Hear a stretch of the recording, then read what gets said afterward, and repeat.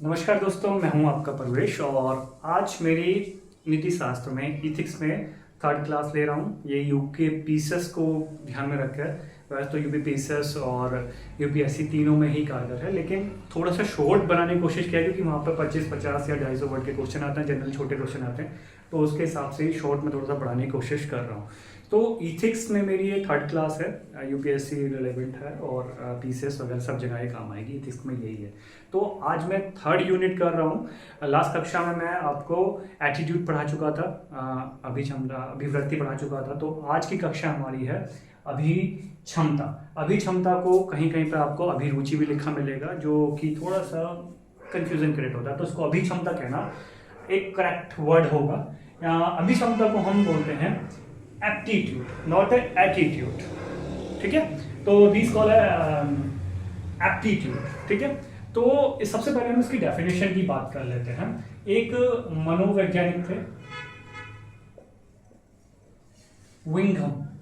ठीक है, मनोवैज्ञानिक विंघम के अनुसार क्या था? ठीक है, विंघम के अनुसार हम इसकी डेफिनेशन पढ़ेंगे वर्तमान योग्यता और कौशल को देखते हुए। वर्तमान योग्यता और कौशल को देखते हुए भविष्य में कौशल का हो,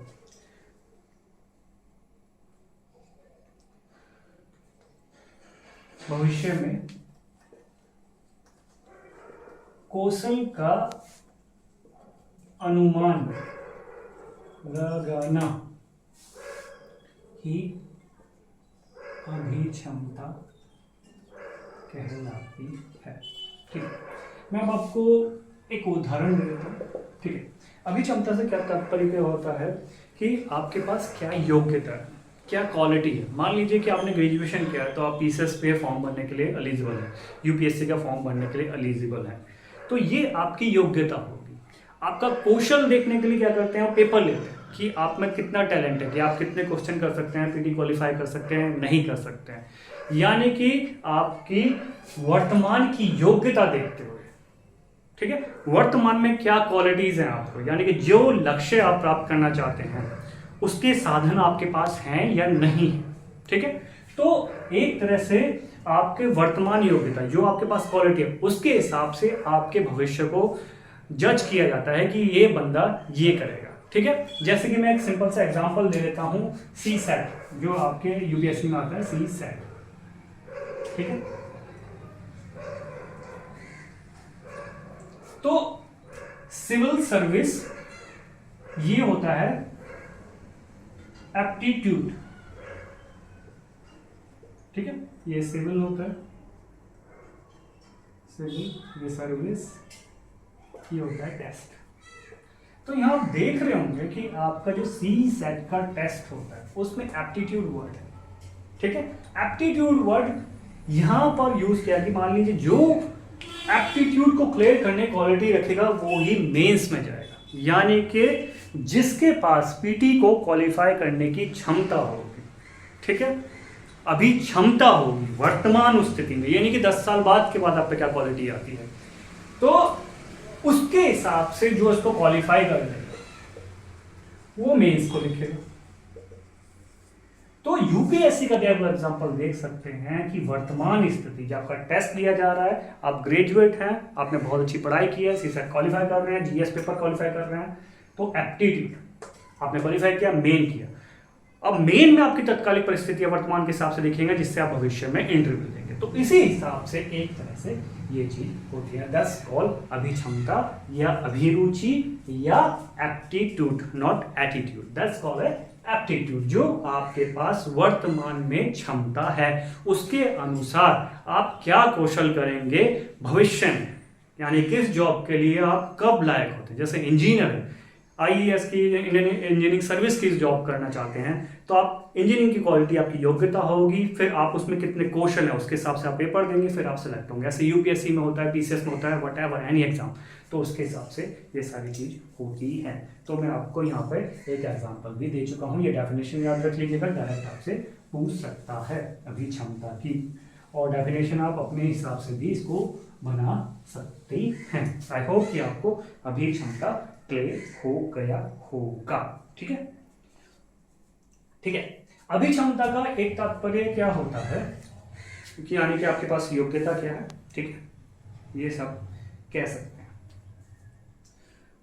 अब एप्टीट्यूड आपसे क्यों लिया जाता है, ठीक है,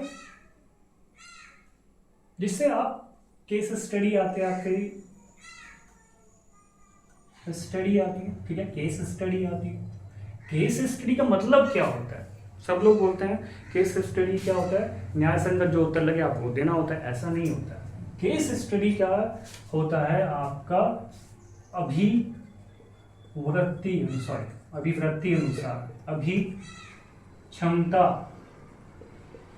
अभिक्षमता अनुसार, ठीक है, देश काल परिस्थितियां अनुसार, ठीक है, नैतिकता अनुसार, यानी कि बहुत सारी चीजें और भी हो सकते हैं।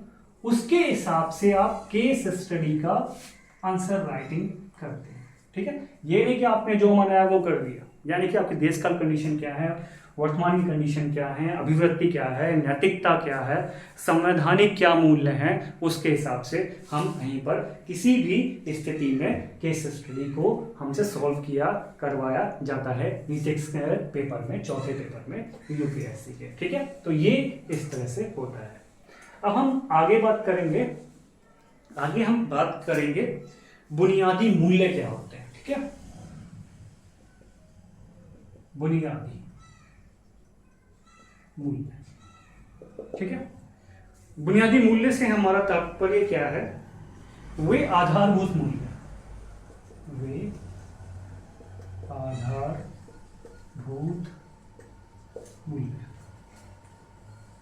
ठीक है।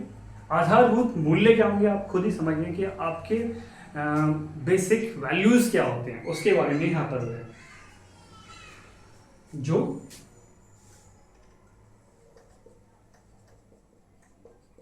शासन के लिए अपरिहार्य होते हैं।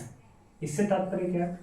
शासन की जगह वो परिवार भी आ सकता है, देश भी आ सकता है, ऑर्गेनाइजेशन भी आ सकती है, संस्था भी आ सकता है, कुछ भी आ सकता है। यानी कि वे आधारभूत मूल्य जो शासन के लिए अपरिहार्य हो, यानी कि बहुत जरूरी है, इसके बिना शासन नहीं चलेगा, ठीक है। यानी कि इसका बेसिक मॉडल इन कॉन्सेप्ट पर आधारित है। इनको हम साधन भी कह सकते हैं, ठीक है, जिससे शासन अपने लक्ष्यों को प्राप्त करता है। अब शासन के लक्ष्य क्या होंगे वो आगे बात करेंगे। यानी कहने का मतलब क्या है, किसी भी ऑर्गेनाइजेशन, संस्था है, गवर्नमेंट, प्राइवेट, एनीथिंग, वो बोलती है कि हमारी जो बेसिक वैल्यू है, यानी कि बुनियादी मूल्य हैं जिनसे शासन होता है, ठीक है, अगर वो नहीं होंगे तो हम अपने लक्ष्य से भ्रमित हो जाएंगे, हम अपना लक्ष्य प्राप्त नहीं कर पाएंगे, ठीक है। तो बेसिक वैल्यू की बात की गई है जो शासन को लक्ष्य प्राप्त करने में सहायता करते हैं, जिनके द्वारा शासन अपना लक्ष्य प्राप्त करता है। कोई भी गवर्नमेंट ऑर्गेनाइजेशन जैसे कुछ भी हो सकता है। तो वे मूल्य क्या क्या होते हैं? सबसे पहला मूल्य जो होता है सत्य निष्ठा, ठीक है। किसी भी और कोई भी परिवार का एग्जांपल आप देख सकते हैं, अगर परिवार में सत्य निष्ठा नहीं है, सत्य के प्रति निष्ठा नहीं है, यानी कि आप अपने माँ बाप से, भाई बहन से झूठ बोलते हैं, तो या आपके माँ बाप आपसे झूठ बोलते हैं, कोई भी एनीथिंग हो सकता है, तो जहाँ सत्य निष्ठा नहीं होगी वहाँ परिवार नहीं बन सकता। इसी तरह से सरकारी विभाग नहीं बन सकता, कोई ऑर्गेनाइजेशन नहीं बन सकती। तो सबसे पहले आधारभूत मूल्य में आता है, बेसिक वैल्यूज में हमारा जो आता है उसको बोलते हैं हम सत्यनिष्ठा, यानी कि इसको हम कह सकते हैं संगठन के प्रति निष्ठा, यानी कि आपकी लॉयल्टी किसके प्रति क्या है। जैसे कि किसी पति की पत्नी के प्रति हो सकती है, पत्नी के प्रति पत्नी की हो सकती है, गर्लफ्रेंड बॉयफ्रेंड, किसी परिवार, ऑर्गेनाइजेशन, संस्था के प्रति हो सकती है, आपके कॉलेज के प्रति हो सकती है, आपके संगठन के प्रति हो सकती है। तो दैट्स कॉल्ड संगठन के प्रति निष्ठा। संगठन के प्रति यानी कि संगठन के जो बुनियादी वैल्यूज हैं, जो उसका स्ट्रक्चर है, जो भी वहां पर आदर्श चीज हो रही है, उसके प्रति निष्ठा, किसी और के प्रति नहीं। जहां आप वर्क कर रहे हैं, किसी गवर्नमेंट संस्था के आप अधिकारी हैं, एसडीएम है, तो आप जिस ऑर्गेनाइजेशन में काम कर रहे हैं, जिस संगठन में काम कर रहे हैं, उसके प्रति निष्ठा, ये सबसे पहला आधारभूत मूल्य होना बहुत जरूरी है, यानी कि संगठन के प्रति निष्ठा। इसको एक वर्ड हम और भी यूज कर सकते हैं, समर्पण। यानी कि सबसे पहला मेरा संगठन है, उसके बाद मैं आता हूं, यानी कि मेरा लॉयल्टी इतनी ज्यादा है संगठन के प्रति, मैं उसके प्रति समर्पित हूं, समर्पण है मेरा उसके प्रति। यानी कि अगर लाभ की बात आती है तो पहले मैं संगठन के बारे में सोचूंगा, उसके बाद अपने लाभ के बारे में। यानी कि सर्वप्रिय मेरा समर्पण ऑर्गेनाइजेशन या संस्था के प्रति ही होगा। तो ये हमारा बेसिक मूल्य होता है। ठीक है, एक एग्जांपल लेते हैं, इसको मैं मिटा देता हूं, उसके बाद मैं एक एग्जांपल लूंगा। वॉरेन बफेट का एक कथन था, 2018 में शायद एक क्वेश्चन भी आया था, तो वहां से हम इस क्वेश्चन को करने की कोशिश करेंगे। ठीक है,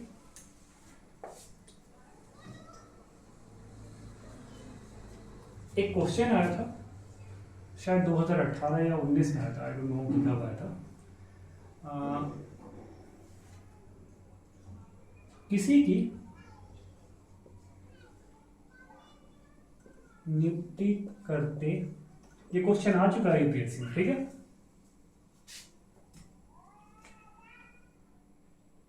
आप 3 चीजों को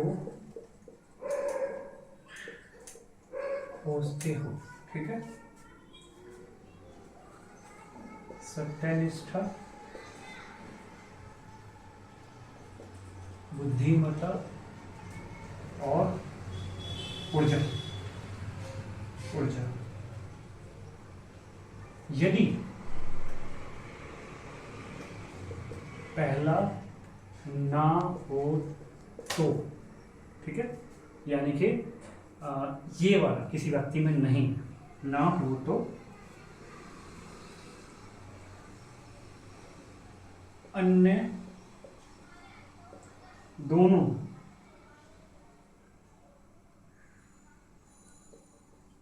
संगठन का विनाश कर देते हैं। ठीक है, ये क्वेश्चन आया था, विनाश की तरफ प्रवृत्त कर देते हैं, विनाश कर देते हैं या प्रवृत्त भी आप लिख सकते हैं। सवाल ये था, प्रवृत्त कर देते हैं यानी कि उसकी ओर अग्रसर चल जाते हैं। ठीक है, एक एग्जाम्पल और भी देता हूँ, मोटिवेशनल स्पीच भी है। चाणक्य और चंद्रगुप्त का एक किस्सा था। अब चाणक्य के पास या चंद्रगुप्त के पास बहुत कम सेना थी। जब वो धनानंद से युद्ध करने गया था तो उसके मन में, चंद्रगुप्त के मन में शंका थी कि मैं जीत पाऊंगा या नहीं जीत पाऊंगा। ठीक है, तो ये शंका जैसे ही चाणक्य को समझ में आई। ठीक है, अब स्थिति क्या थी, धनानंद के पास बहुत बड़ी सेना थी, उसके जो सेना में थे उच्च जाति के लोग ही विद्वान थे, बलिष्ठ थे ज़्यादा लोग, बहुत बड़ी सेना थी, हाथी घोड़े सब लोग, रथ वगैरह सब थे। वहीं आपका चंद्रगुप्त मौर्य की सेना में छोटी जाति के लोगों की बहुलता बहुत ज़्यादा थी। ठीक है, बट धनानंद की सेना में एक कमी क्या थी, सत्यनिष्ठा की, यानी कि सत्य राजा के प्रति वो समर्पित नहीं थे, समर्पण नहीं था। वहीं चंद्रगुप्त के साथ जो सेना थी उसका समर्पण बहुत ही ज्यादा था। और वहीं पर चाणक्य ने एक अपना कथन भी कहा था कि आप असफलता की कामना कीजिए, यानी कि कल्पना कीजिए, आप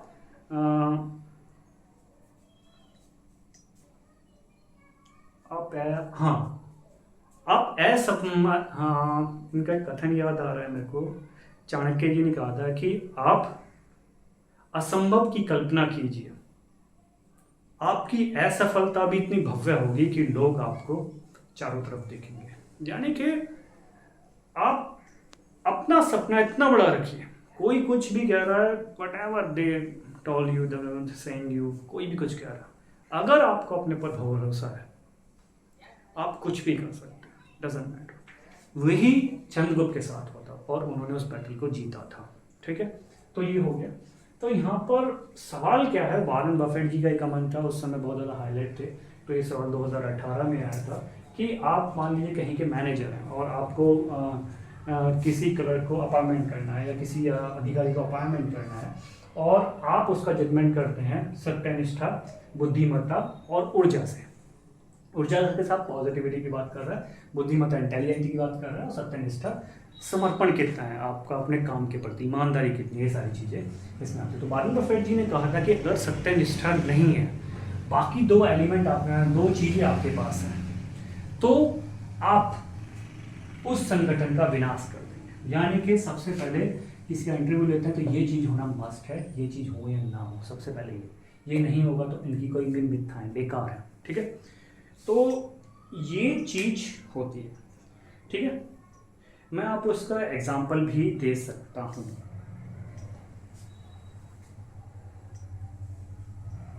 ठीक है, यानी कि सत्यनिष्ठा यहां पे कहा गया है ये होगी तो सुशासन आएगा। ठीक है, प्रशासन आएगा। ठीक है, ये चीज होता है। अब हम इसमें दो चीजें यहाँ पे एग्जांपल ले सकते हैं। एक मैं लेता हूं प्राइवेट सेक्टर। आपने देखा होगा पीएनबी घोटाला, नीरव मोदी वाला, विजय माल्या, सत्यम घोटाला, बहुत सारे घोटाले आप ऐसे देख सकते हैं। अगर नीरव मोदी के अंदर बुद्धिमत्ता थी, ऊर्जा थी, टैलेंट तो था, वही इतना बड़ा स्कैम किया है, बहुत सारे पता नहीं लगा कैसे काम किया, इतना पैसा भ्रष्टाचार से करना है, बट उसमें क्या थी, सत्यनिष्ठा नहीं, तो उसने क्या किया, भ्रष्टाचार किया। विजय माल्या ने भी ऐसा किया। इसीलिए कहा गया, वॉरेन बफेट ने भी कहा गया, आप इसको डेफिनेशन तौर से भी आप समझ सकते हैं कि संगठन के विनाश की पर्वत हो जाता है, यानी कि सत्यनिष्ठा होना बहुत ही जरूरत है, यानी कि बुनियादी ढांचे का एक तत्व है, मूल्य है। ठीक है, तो ये तो होता है, आप इसको एग्जाम्पल तौर से इस तरह से आप ले सकते हैं। अब मैं आपको बताता हूँ सरकारी सेवा में भी कैसे यूज होता है। ठीक है, इसी में यहीं लिख देते हैं सरकारी क्षेत्र में। यहां पे क्या होगा, विधि का शासन। ठीक है, कानून या नियम जो भी कहते हैं। ठीक है, और सहभागी प्रशासन,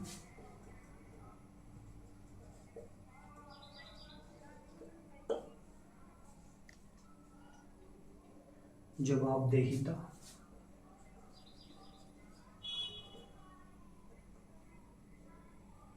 ईटीसी, बहुत सारी चीजें आती हैं, संविधान में तब। तो जो प्रशासन होता है, सरकारी क्षेत्र होता है, वहाँ ये सारी चीजें और सत्यनिष्ठा भी होना बहुत जरूरी है। तो ये सरकारी क्षेत्र और ये आपका प्राइवेट सेक्टर में सत्यनिष्ठा नहीं होगी। ठीक है, तो ये जहाँ सारी चीजें होती हैं वहाँ पर सुशासन आता है, भ्रष्टाचार रहित शासन होता है। तो ये आप इस तरह से एग्जाम्पल दे के आप अपनी डेफिनेशन बोल सकते हैं। ये सारी चीज़ें आपकी बहुत ज़्यादा ज़रूरत होती है। ठीक है, आई होप कि आपको ये सारी चीज़ें समझ में आ गई होंगी। चलिए फिर आगे बढ़ते हैं, और आपको कोई प्रॉब्लम हो, कोई डाउट हो तो आप मुझे मैसेज कर सकते हैं, और प्लीज़ चैनल को सब्सक्राइब और लाइक और कमेंट तो कीजिएगा ही। ठीक है, इसके बाद हम इसी को आगे बढ़ा रहे हैं। ये जो पूरे एक क्लास होती है एक टॉपिक पे आधारित होते हैं, तो अभी क्षमता ही हमारा पूरा टॉपिक ये चल रहा है। ठीक है, अब हम अभी क्षमता में क्या करेंगे, भेदभाव रहित तथा गैर तरफदार, भेदभाव रहित तथा गैर तरफदार। ठीक है, ये हमारे पास दो वर्ड हैं, भेदभाव रहित और गैर। दोनों का मीनिंग अलग अलग है, इसलिए मैंने इसको तथा लगाकर किया। तो सबसे पहले हम भेदभाव रहित क्या करेंगे, अमीर गरीब, उच्च नीच, लिंग, धर्म, जाति, स्थान, विचार, संगठन, इटीसी बहुत सारी चीजें हो सकती हैं। इसके अनुसार हम किसी के साथ भेदभाव ना करें। भेदभाव रहित यानी कहीं कि आप डीएम हैं, आपका सबॉर्डिनेट जनजाति क्षेत्र से आता है, तो आप उसके साथ पार्शलिटी मत कीजिए कि वो जनजाति क्षेत्र से आता है, ऐसा कुछ नहीं करें। तो अगर आप करेंगे तो आप एक अच्छे अधिकारी नहीं हैं, आप में बुनियादी वैल्यूज है ही नहीं, तो आप एक बेकार आईएएस ऑफिसर हैं या पीसीएस अधिकारी हैं। तो भेदभाव रहित यानी कि आप कोई भी कंडीशन हो, आप सदचरित या सत्यनिष्ठा को ही सबसे आगे रखेंगे। उसकी पर्सनल चीजें क्या हैं कि जाति धर्म वगैरह से आता है, डजंट मैटर। ठीक है, आई होप आप इसको समझ गए होंगे। ठीक है, गैर तरफदारी। ठीक है, गैर तरफदारी के लिए मैं एक एग्जांपल लेता हूं। मान लीजिए कि गांव की जमीन पर एक कारपोरेट आए और प्लांट लगाने की बात, यानी कि गांव की जमीन खरीदने के लिए आए, उनको कुछ बहुत सारी जमीन वहां पर उनको खरीदनी थी।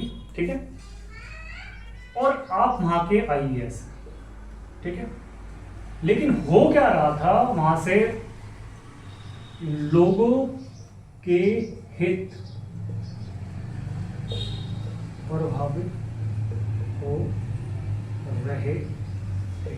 कैसे? पर्यावरण रूप में, प्रदूषण के रूप में, ठीक है, और बहुत सारी चीजें ईटीसी कारण लोगों के हित वहां पे प्रभावित हो रहे थे। यानी कि फैक्ट्री लगने से लोगों को वहां पर बहुत ज्यादा प्रॉब्लम भविष्य में होने वाली थी, और वहां पर आप आईएएस अधिकारी हैं, तो आपके पास वहां की फाइल आती है और वो कॉर्पोरेट आपको बोलता है कि भैया मैं आपको 10 करोड़ दूंगा, आप मुझे परमिशन दे दीजिए।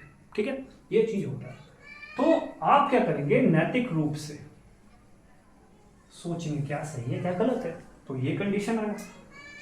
तो आप गैर तरफदारी रूप से, यानी कि आप किसी का तरफदारी नहीं करेंगे, और तरफ पे लाने के लिए बहुत सारी चीजें होती हैं, भ्रष्टाचार वगैरह, किसी भी तरह से आपको अपनी तरफ करना चाहते हो, गैर तरफदारी आप नहीं करेंगे। तो आप नैतिक रूप से सत्य की तरफ होंगे, जो सही होगा, ठीक है, जो सही होना होगा वही आप करेंगे। ठीक है, गैर तरफदारी। आई होप कि आप समझ गए होंगे। अगर ये सारी चीज आएंगी तो वहां पे क्या आएगा, सुशासन आएगा, ठीक है, समावेशन आएगा, ठीक है, संविधान के प्रस्तावना के मूल्य, क्योंकि उसमें जन कल्याण, बहुत सारे वर्ण धर्म उपेक्षा, ये सारी चीज आती हैं, के मूल्य भी आएंगे। तो इस तरह का भ्रष्टाचार नहीं होगा, तो इस तरह का शासन आएगा। ठीक है, और यहाँ पर भी अगर ये सारी चीज नहीं होगी तो इससे भी यही सारी चीजें आएंगी, यानी कि भेदभाव रहित का भी जो आपका लक्ष्य होंगे, ये चीज सुशासन वहां पर होगा। यानी कि इसको हम कह सकते हैं नैतिक शासन वहां पर आएगा। ठीक है, नैतिक शासन आएगा तो आम लोग लाभान्वित होंगे। ठीक है, ठीक है, नैतिक स्थापन से आप क्या समझते हैं, जहां पर अभिक्षमता तो होगी, सत्यनिष्ठा भी होगी, ठीक है, सत्यनिष्ठा होगी, ठीक है, और आपकी निष्पक्षता होगी, ठीक, निष्पक्षता होगी, इस तरह से आप कह सकते हैं। ठीक है, जहां ये सब नहीं होता है तो वहां पे क्या होगा, भ्रष्टाचार नहीं होगा, भाई भतीजावाद नहीं होगा, परिवारवाद नहीं होगा, यानी कहने का मतलब है सुशासन आ जाएगा। तो आई होप कि आप ये सब चीज़ें समझ गए होंगे। चलिए हम आगे बात करते हैं। अब मैं आपको थोड़ा सा एक दो केस स्टडी के बारे में बता देता हूँ जो से आप एग्जांपल यूज़ कर सकते हैं। आई होप आपने अपने उतार लिया होगा। तो हम अब आगे की बात करते हैं। इजी टॉपिक है, कोई दिक्कत नहीं है, आपको बस जैसे मैंने लिखा है और वर्तमान के दो चार एग्जांपल आप याद रखिए तो आप अच्छा कर सकते हैं।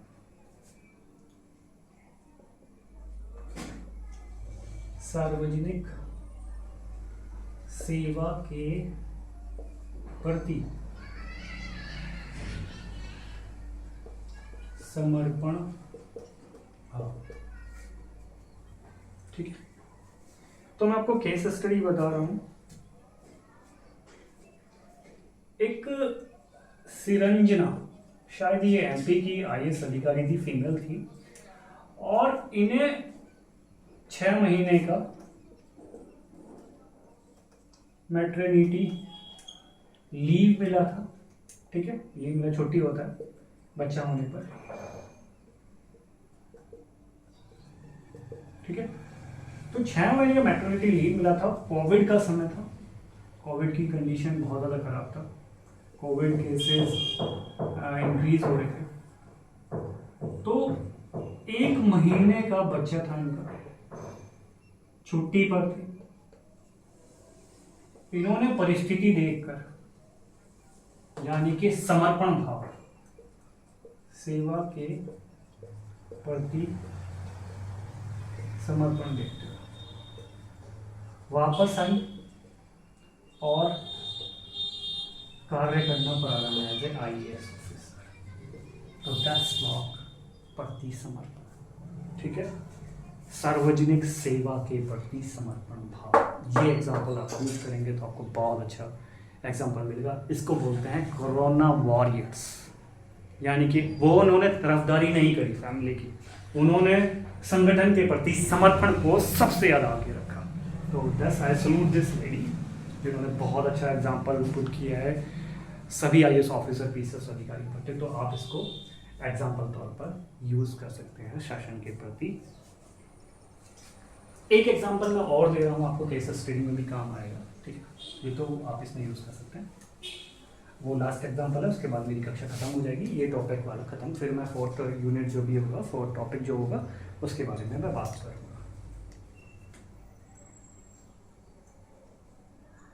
कमजोर वर्गों के प्रति सहानुभूति नहीं होता, समानुभूति होता है। सहानुभूति कहीं लिखा है हिंदी में तो गलत होता है। ठीक है, समानुभूति, सहानुभूति गलत पड़ रहा है। ठीक है, समानुभूति भी कर सकते, समानुभूति तीनों ही ले लेते हैं। सही, पूर्णता, संवेदन। तो इसका एक केस स्टडी था, केस था। ठीक है,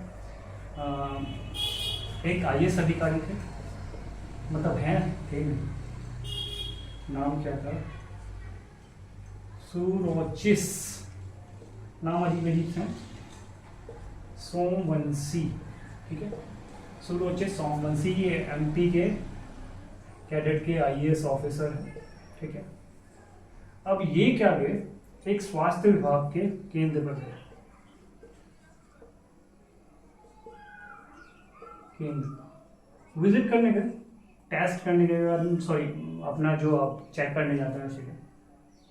अब वहां पर इन्होंने देखा बच्चे थे नवजात, और उस समय हीट वेव का मतलब लू वगैरह, गर्म हवा, बहुत ज्यादा गर्मी, हीट वेव का टाइम था, और वहां पे एसी की फैसिलिटी नहीं थी। तो इन्होंने प्रशासन से एसी के लिए कहा, पर उसमें अधिक समय लग रहा था।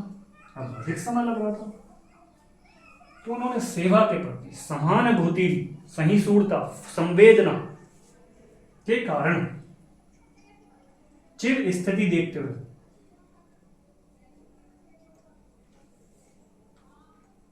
अपने ऑफिस के एसी निकलवा कर सेंटर पर भेज दिए। आजकल के ऑफिसर की तरह नहीं जो अपनी तिजोरी को भर रहे हैं, भ्रष्टाचार करते हैं और भ्रष्टाचार ऐसे करते हैं जैसे उनका की मूल अधिकार हो। तो कुछ ऐसे आईएएस ऑफिसर जो आइडियल होते हैं, इनसे हमें सीख लेने की ज़रूरत है और उसको नीति साथ में यूज़ करने की ज़रूरत है। तो एग्जाम्पल हिंदू एडिटोरियल में अगर इस तरह केस स्टडी आते हैं तो आप नीतिक्स के पेपर में आप इनको यूज़ कर सकते हैं। आई होप कि आपको अभी चलता टॉपिक क्लियर हुआ होगा। जितने भी टॉपिक हैं 4th यूनिट जल्दी ही लेके आऊँगा, ऐसे ही मुझे पूरा सिलेबस करना है। आशा करता हूँ कि आपको वीडियो पसंद आ रही होंगी नीति शास्त्र की। कृपया बस आपसे एक रिक्वेस्ट है, आप इसको सब्सक्राइब और लाइक कमेंट जरूर लिखें। मैं अच्छा पढ़ा रहा हूँ या बेकार पढ़ा रहा हूँ, दोनों चीज़ें। अगर बेकार बोलेंगे तो भी मेरे लिए अच्छा है, मेरे को सीखना कुछ मिलेगा, मैं कोशिश करूँगा उसको सही करने का। ठीक है, तो आप प्लीज़ करके शेयर कीजिएगा जो मेंस लिख रहे हैं, PCS, UP PCS, Uttarakhand PCS या राजस्थान एमपी, कोई भी पीसीएस यूपीएससी प्रिपरेशन कर रहे हैं। I hope you like my video.